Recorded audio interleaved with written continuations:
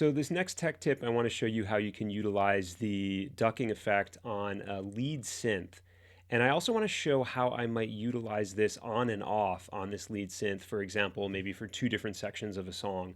So in this example, I've got a little trance beat going on here, and I've used the scenes in Ableton Live to create kind of like a breakdown scene and a drop scene. In my breakdown scene, let me just play it. I have my lead playing with a bass, and I'm using Vela on the lead with this Bright Chapel preset. I've modified it a little bit, so I've kind of saved over the preset. But let's just hear that. So we've got this nice lead. If I turn Vela off, the lead is pretty dry. It's really just a saw wave. We've got this nice reverb adding a lot of spaciousness to it. And I could picture this, for example, in a breakdown in a trance tune where I've got this big washed out reverb just kind of flooding the entire mix.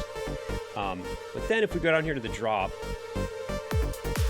where we bring the drums in, that reverb gets a little bit in the way. It gets a little bit too much. The whole mix feels a little bit too washed out. So if I turn the ducking on, now it creates a nice sort of bouncy effect in the background where we hear that washed out reverb still, but whenever the lead is hitting, of course, it's ducking the reverb out. So we get a little bit of a rhythm to the ducking, and we hear the reverb sort of swelling in after the hits of the lead, which is really nice here. So it'd be cool if I could maybe automate this. And sure enough, because Vela is a plugin and it will work inside most DAWs in the same way that most plugins will, we'll be able to automate a lot of these parameters. So what I'm going to do here in Live is hit this configure button down on my little plugin device window.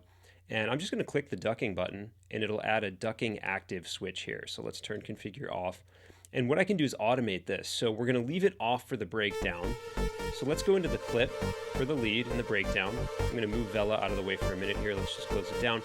And I'm going to utilize the clip envelopes in Ableton here. So we'll go into the envelopes and we've got Vela ducking active. We've got that switch toggled. And I'll switch over to my pointer tool and we're just going to draw a line here. Basically, if this line, this automation line is down, the effect is off. If it's up, the effect is on, as you can see. So we'll have this clip with the effect off and then this clip down here. Let me play it. We'll just take our automation, we'll add a breakpoint, we'll pull it all the way up.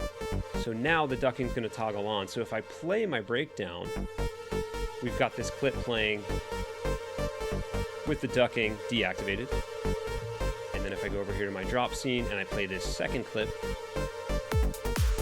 with that different automation, ducking is now active. We see it light up here on the plugin. And we've got that nice ducking rhythmic effect to our reverb to go along with our bass and our drums in this drop section.